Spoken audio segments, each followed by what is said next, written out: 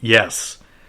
So moving on with your career, obviously it started off with a stint in CWAI, at least training underneath that particular banner.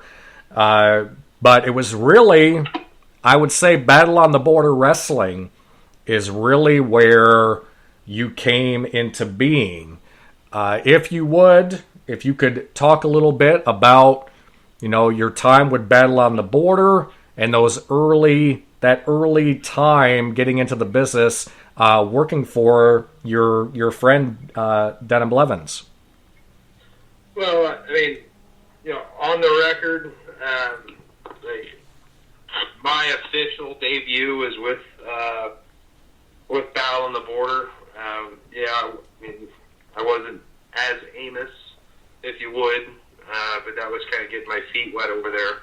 And Denham's given me the opportunity to, show, that crowd, that fan base, what I had. I mean, hell, I'm 30-something years old, jumping into the business, and succeeding in the business. That's kind of unheard of, from what I know. Like I said, he gave me a stage to perform. I personally haven't looked back. Most recently, the last show, how I threw Rick and Morgan over the top rope. The 8-year-old me would be kicking his feet, and I wouldn't believe, if he heard that. Adam Rose, he's given me the opportunity to work with Adam Rose, which for the record I did beat 3 times in less than 10 seconds. Not that anybody's counting. Oh, we're keeping track. What's that? Oh, we're definitely keeping track. But yeah, he's the one. I mean, obviously, I had to get the get the nod from Cody to allow me to have my debut match over there at Battle on the Border.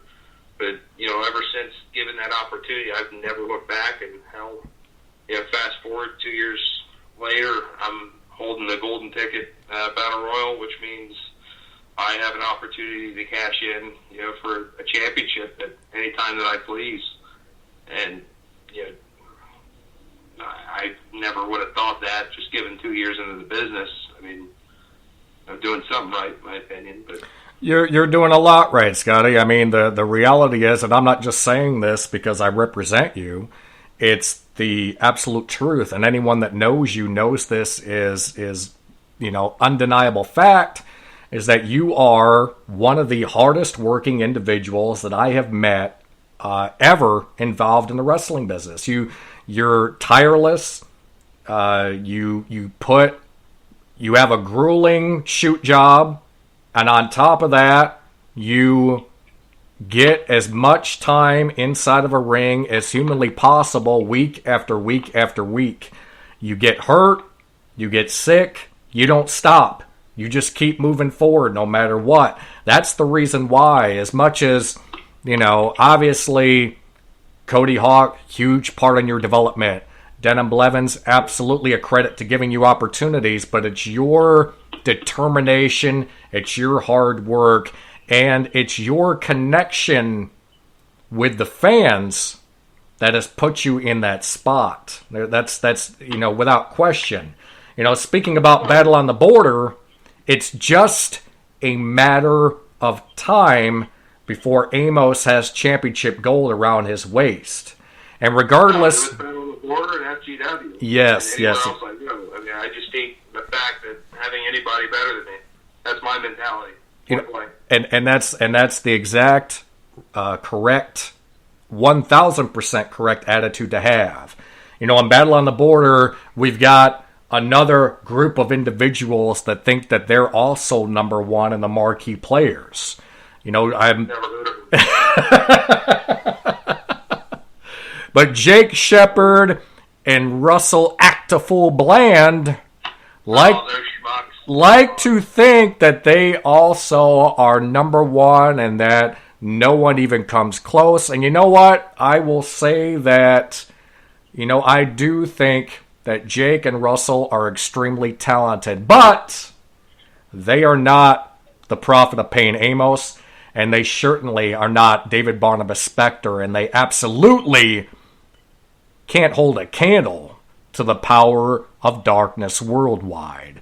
So regardless if it's them or anybody else that Bad on the Border throws in our path, without question, sooner or later, it is inevitable. It is fate. It is destiny.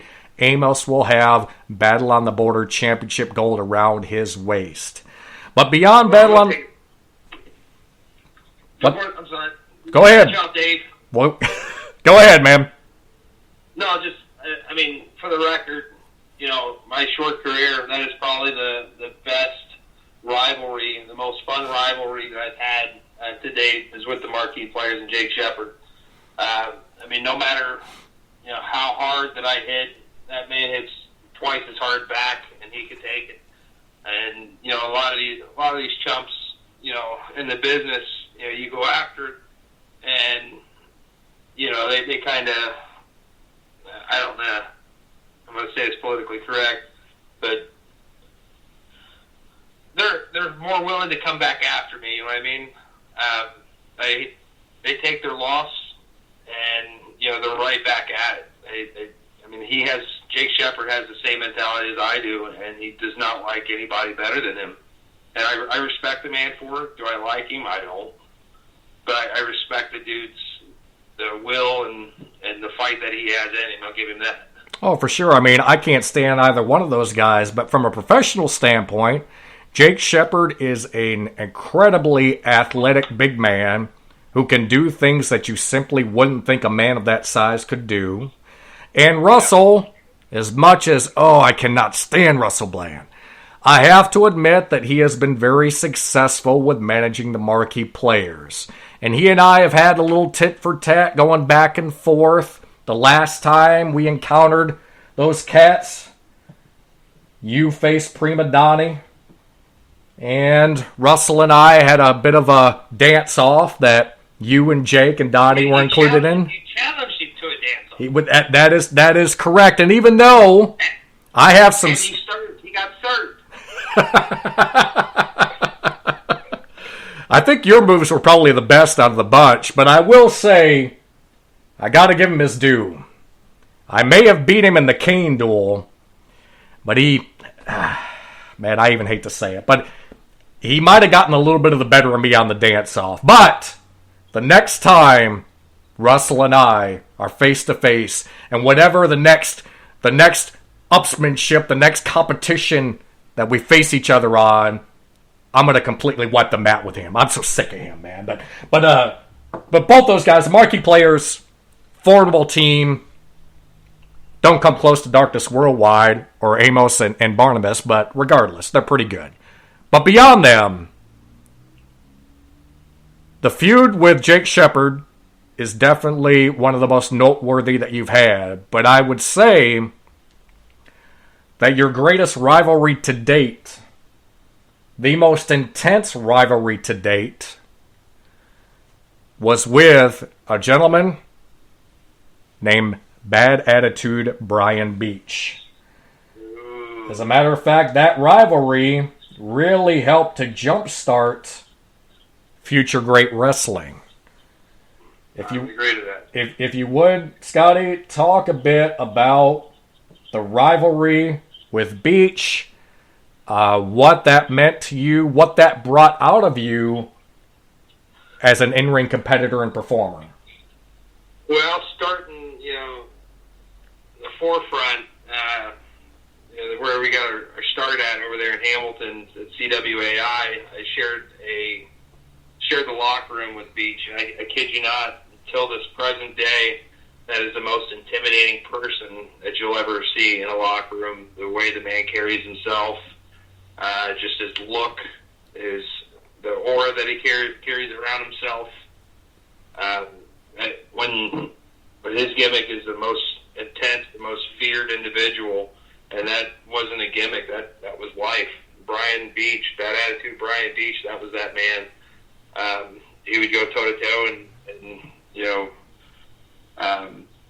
in the beginning, like he and I had never talked. I think when I actually broke broke the ice with him. I think his first words is he called me a douche.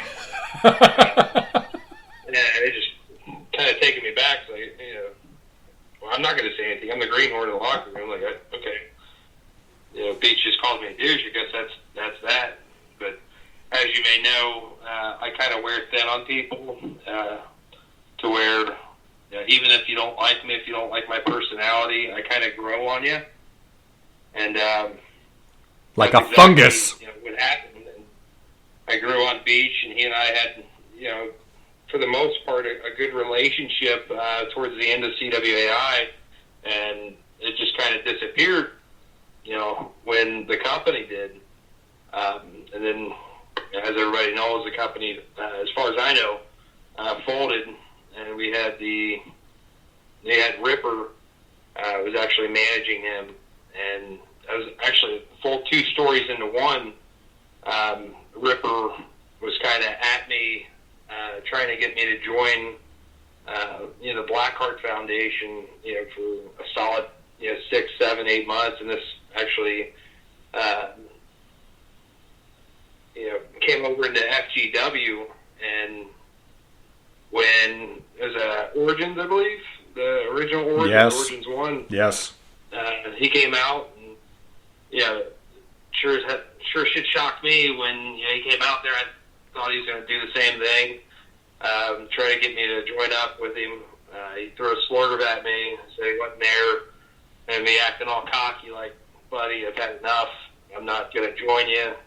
And the swerve came in, and Beech's music hit, and what I'm trying to say right now is the reaction I had inside the ring that night. Like, oh my God. Dude, the only person to this day has intimidated me from a standpoint. He was standing in front of me, and I didn't know what to do. Like, I was going to get eaten alive. But, in all reality, once that bell rang, as soon as we locked up for the first time, and it just, everything went out the window. It's, okay, well, you intimidated me up till now. That's the worst thing that you could have done is lock up with me. And once that happened, I actually ended up beating him that night. And that started a rivalry. How dare you beat a guy that has been in the business that long, and a guy that's well respected throughout that. He wasn't going to let that last. He wasn't going to have that happen. That turned into a strap match, and then ultimately, you're going to pull out some bad feelings in me, David, right now. What was it, that we got heat? When Beech and I were supposed to have our blow-off match, I think it was, correct me if I'm wrong, was the last man standing. It was a last man standing. I believe it was also a last man standing / lumberjack match that you and Beech. There you go, the damn lumberjack match. But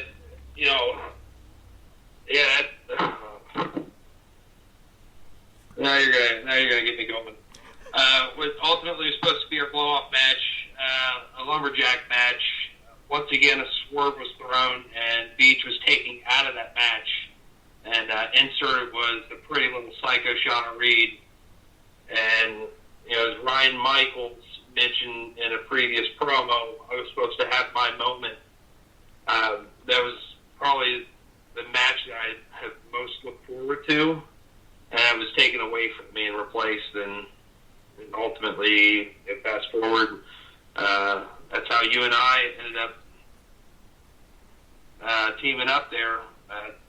Turning on Shawna, then Beech ultimately got put in the main event, the Fatal 4-Way match, where he won the title, the FGW title, and retired immediately after. And I was so pissed off that night where Beech was supposed to have his moment. I ended up snapping and ending the dude's career in a crawl space. Broke his shoulder. So to just to kind of bookend this portion of your career, Scotty. So the rivalry. You got my mind like racing right now. I apologize for not staying on track for the question. No.